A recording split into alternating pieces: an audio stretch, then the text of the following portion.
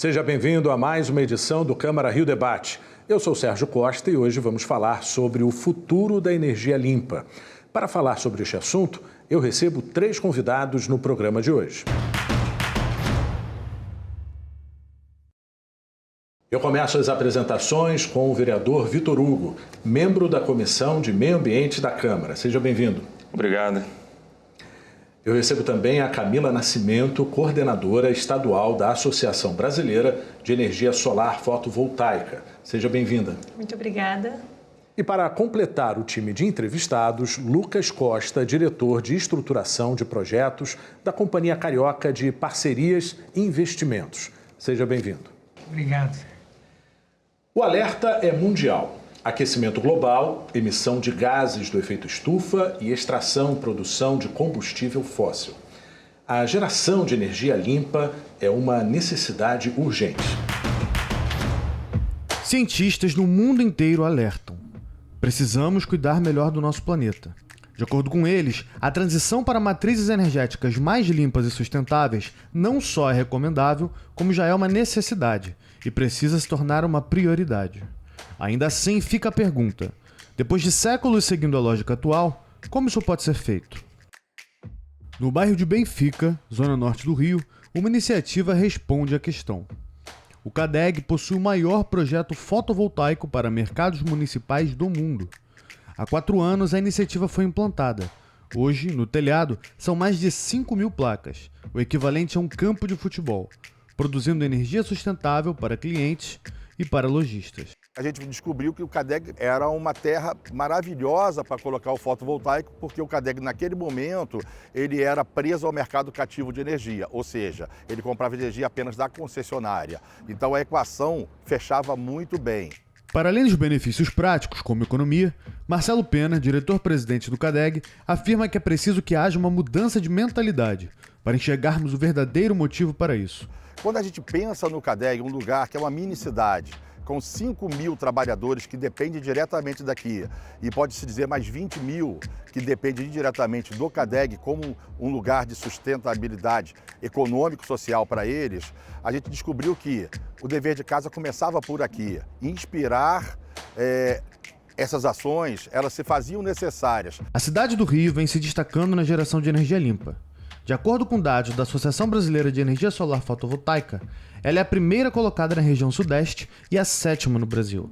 Já o estado do Rio de Janeiro se destaca na produção de biogás, sendo, até 2022, o 2º maior produtor no país. O que a gente vem trabalhando aqui é a ideia de que a cultura ela é mutável. A gente pode estar modificando. Ela tem uma raiz muito grande do passado, mas, cara, a gente tem um futuro muito maior pela frente. Então dá para fazer.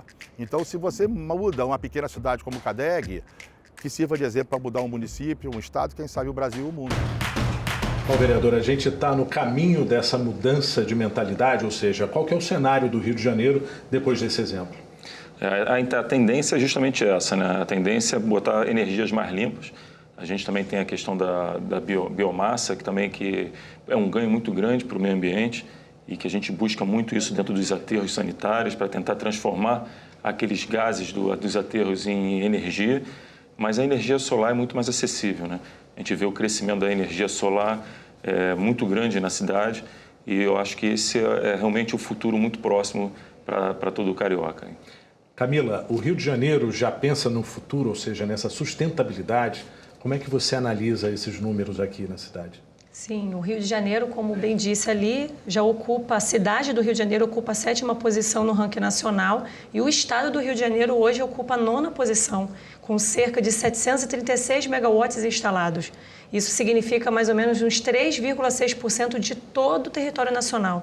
Então, o Rio de Janeiro, ele que é já um estado considerado o estado da energia, né, por conta do gás natural e do petróleo, ele também vem crescendo com as energias renováveis e a solar vem encabeçando aí essa mudança, né, de pensamento, essa mudança de mindset mesmo em relação à sustentabilidade e à questão social, porque a solar hoje ela consegue contribuir socialmente para novas profissões, reduzir a criminalidade, geração de emprego imediata. Então o solar ele é uma parte da solução que o nosso estado precisa. Lucas, esse é um bom exemplo, né? Ou seja, como foi dito, com uma estrutura ali de uma mini cidade, né? Gerando energia limpa. Você acredita que o mercado ele pode trazer o que mais de novidade para a gente? Eu acho que o mercado tem demonstrado, né? Os números Camila vem mostrando aqui, o mercado tem demonstrado que esse negócio é muito atrativo, né? O setor de energia solar, principalmente. Mas o exemplo muito interessante lá do diretor-presidente da CADEG, né, foi sobre a viabilidade econômica para que ele implementasse aquele projeto. Então, claro que existe a preocupação ambiental, mas hoje, nessa transição, é muito importante o poder público estar traçando as políticas públicas e os incentivos corretos, né? Então, eu acho que nesse setor, além do mercado, obviamente, ter o interesse, é muito importante o papel do poder público incentivando através de legislações, normas e também de projetos, que é o que, em algum momento aqui, eu vou poder falar um pouquinho de um dos projetos aqui da Prefeitura do Rio.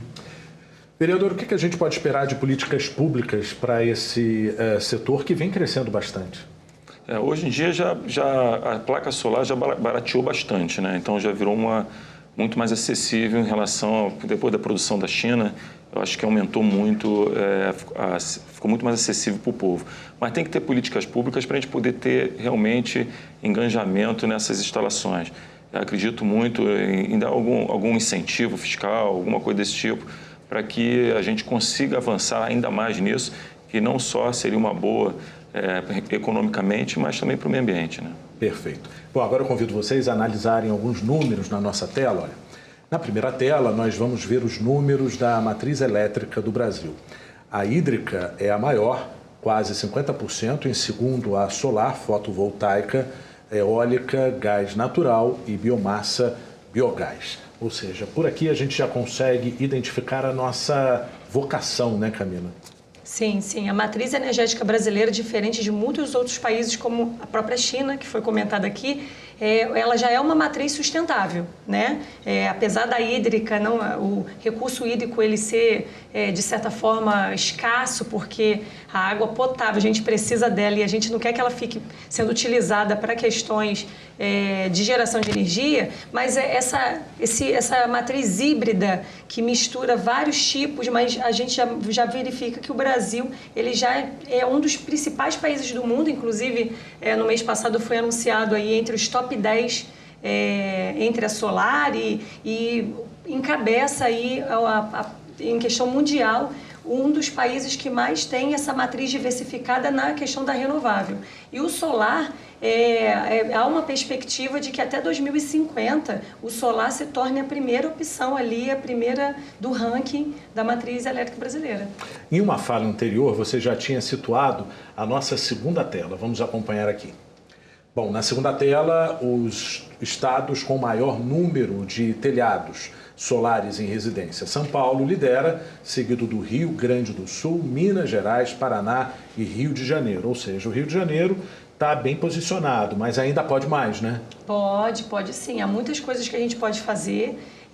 Tem muitas instituições se especializando em educar, em capacitar profissionais para que entrem para esse mercado de trabalho. Quanto mais profissionais qualificados nós tivermos, mais empresas entrarão nesse segmento e isso contribui para que mais pessoas físicas e jurídicas tenham acesso à instalação, a pessoas qualificadas para promover a instalação e criar suas usinas ali nos seus telhados.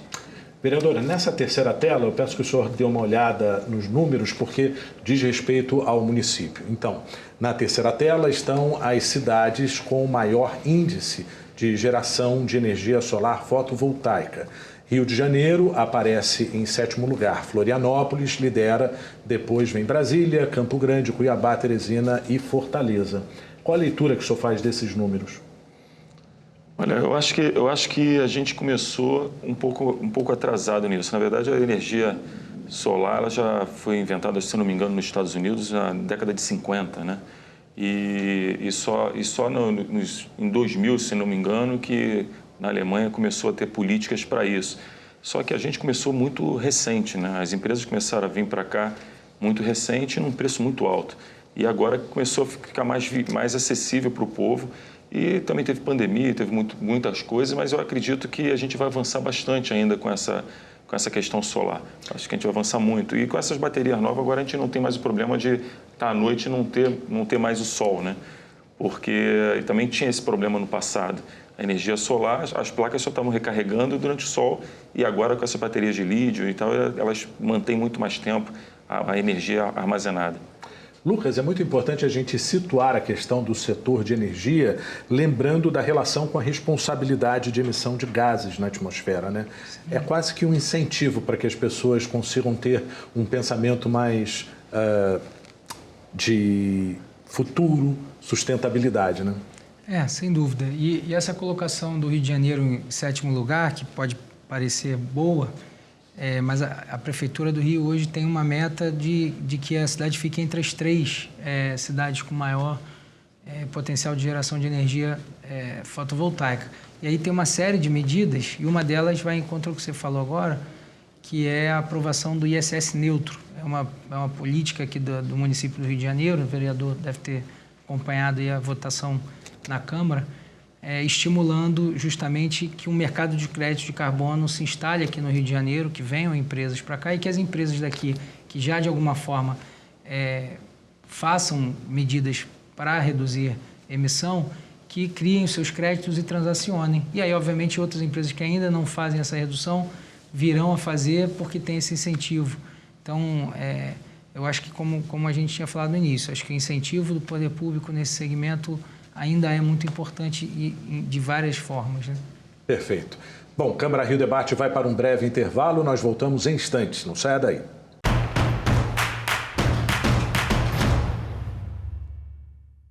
Câmara Rio Debate está de volta, hoje falando sobre o futuro da energia limpa. No bloco anterior, o Lucas tinha falado numa palavra muito importante, incentivo. A gente precisa esclarecer para o público como que, principalmente, né, a iniciativa residencial, como que essa geração de energia pode beneficiar em um projeto familiar, né? Sim, porque vamos pensar que a energia solar é um investimento, né? Hoje, inclusive, rentabiliza muito mais, se for fazer o retorno ali, analisar o ROI, beneficia muito mais, retorna o investimento que a pessoa física ou a pessoa jurídica está fazendo. Então, vamos pensar numa família que hoje faz uso da energia solar, faz uma usina no seu telhado e que tem um payback ali em torno de 3,5, 4 anos, tá?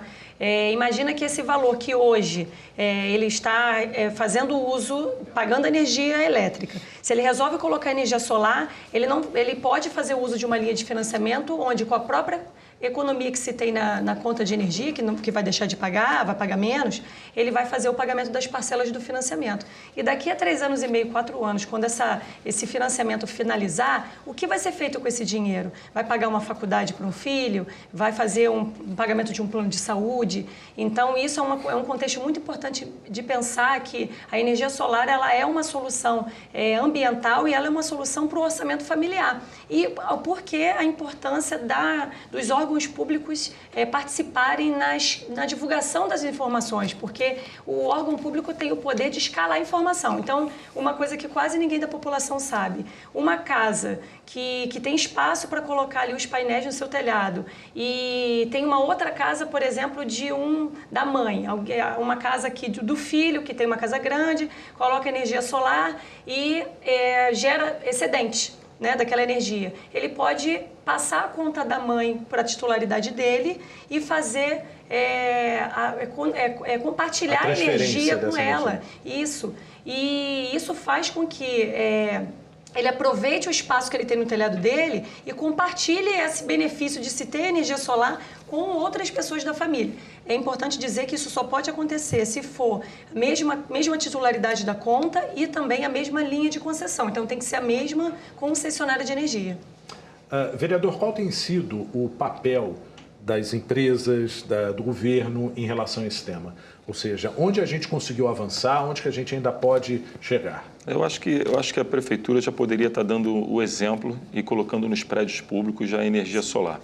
Eu acho que já tem hospitais, já poderia estar fazendo isso. Algumas cidades estão fazendo isso. Se a gente for aqui do lado, no nosso vizinho aqui, Duque de Caxias, a gente vai perceber que já tem hospitais com placa solar até na fachada. E a gente percebe que isso está reduzindo muito a despesa aí com a energia elétrica que o poder público tem. Então, já poderia estar dando exemplo em casa e dali a gente já começar a criar incentivos para poder avançar. A Câmara é muito difícil a gente poder fazer uma lei que crie incentivos, por exemplo, numa redução de IPTU. Isso tem que vir do Poder Executivo. A gente não pode dar inconstitucionalidade se a gente fizer esse tipo de pedido, né? Mas eu acho que a Prefeitura já poderia estar avançando muito e como agora o prefeito se propôs a fazer isso, de colocar entre as 3 maiores cidades de energia solar, então a gente espera que realmente ele cumpra isso e não seja só palavras de campanha, né? Acho que eu posso, até puxando esse gancho, vereador, acho interessante porque esse exemplo já tem sido dado. E aí eu vou passar algumas informações aqui dos últimos 2 anos aí que a Prefeitura vem implementando. A gente recentemente migrou o centro administrativo, todo o centro administrativo da Prefeitura, para o Mercado Livre. Tivemos um lance, né, um desconto de 50% no consumo de todo aquele complexo onde funciona a sede da Prefeitura. Isso vai gerar alguns milhões de economia e esse é só o primeiro. Tem todo um programa de migração para o Mercado Livre de grandes hospitais e grandes consumidores, né, que precisam ser consumidores de grande porte. Mas, além disso, a gente tem o projeto do Solário Carioca, que é uma licitação que a Companhia Carioca de Parcerias vem estruturando, né, e já está aberta a licitação, data de entrega 6 de junho. E essa licitação entra no exemplo aqui da Camila, da geração distribuída, que é uma modalidade que permite tanto as pessoas nas suas residências adotarem aí a microgeração, como consumidores um pouco maiores, como unidades de pronto atendimento, escolas e repartições públicas do município, vão poder ter acesso, né, a essa geração remota, né, geração de alto consumo remoto, de uma fazenda de até 5 mega. Então, essa Solário Carioca é uma usina de 5 megawatts, através de uma PPP. Esse é o projeto piloto, a gente já tem estudos para expandir para mais 20 megawatts de potência. Então, o município, acho que tem dado muito exemplo aí nesses últimos 2 anos aí. Camila, qual tem sido o desafio? Quais são os desafios para a gente transformar a nossa matriz energética para soluções menos poluentes? A gente observou ali nos números que, depois de destrinchar todos, ainda tinha ali outros 10%, ou seja, vem novidade por aí, né? Sim, vem. A gente ainda tem uma importação de energia aí que a gente faz, que em breve esse contrato vai acabar, não vai precisar mais ser renovado. E hoje, na verdade, a energia solar está crescendo a passos muito largos, né? A gente tem crescido, no ano passado, a gente cresceu quase mais de 70%. Então, é um crescimento exponencial, né? A expectativa é que esse ano, novamente, esse crescimento se consolide mais ou menos nesse patamar.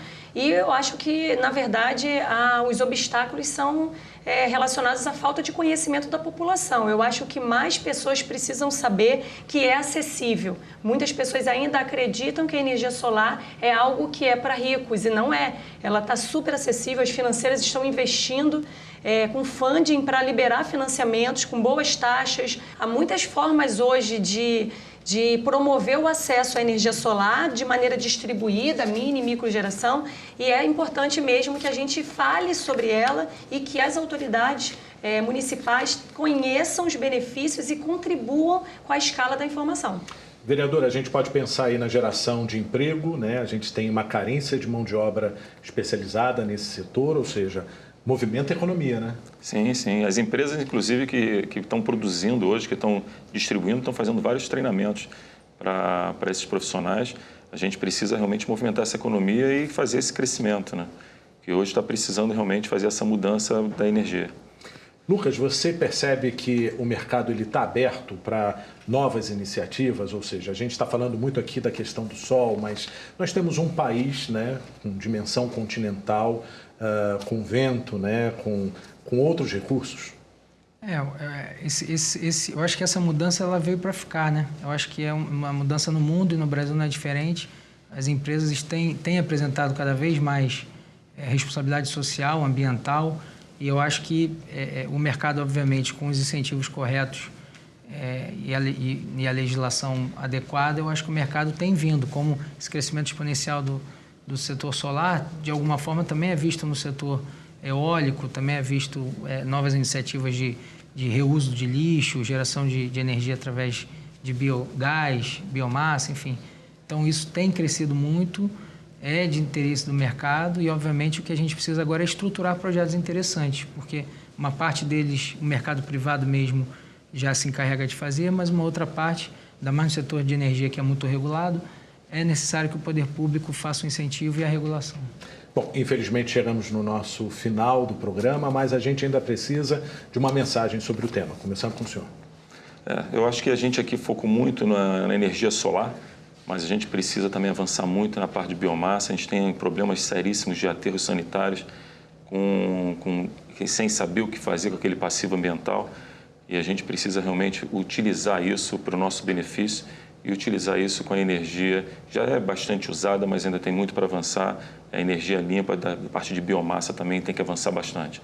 Então, eu acho que é isso. Eu estou hoje muito mais focado na parte ambiental para poder dar um benefício maior para a nossa população aí. Camila, justamente sobre esse tema, ou seja, a primeira impressão é a questão da economia, mas a gente tem que pensar no meio ambiente, né? Sim, com certeza. O meio ambiente precisa do nosso apoio e se já temos aí alternativas, né, imediatas que podem contribuir para que a gente tenha um futuro melhor, eu sugiro que a população busque conhecer mais sobre a energia solar e que conheça mesmo, estude a fundo, porque hoje tem muita informação de qualidade e hoje é algo super acessível a todos. Lucas, sua conclusão. Então, eu acho que, de novo, aproveitar aí a deixa do vereador e falar que esse projeto Solar Carioca da Prefeitura, ele é a implantação de uma usina solar em um aterro desativado.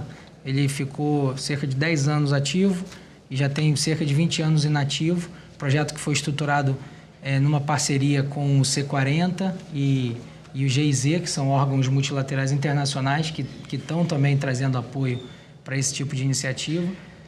Então, enfim, eu concordo 100% que é muito importante a gente pensar não só na parte eólica, não só na parte solar, mas essa parte do lixo também é muito importante.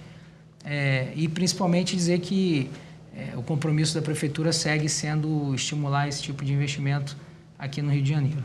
Perfeito. Bom, foi um prazer conversar e debater sobre este assunto com vocês. Eu agradeço a presença de todos aqui no programa e obrigado a você pela audiência. Você também pode acompanhar o conteúdo deste programa e muitos outros nos podcasts da Câmara, na sua plataforma de áudio favorita. Veja também outras notícias nas nossas redes sociais em câmara.rio. Câmara Rio Debate de hoje fica por aqui. Até a próxima. Tchau.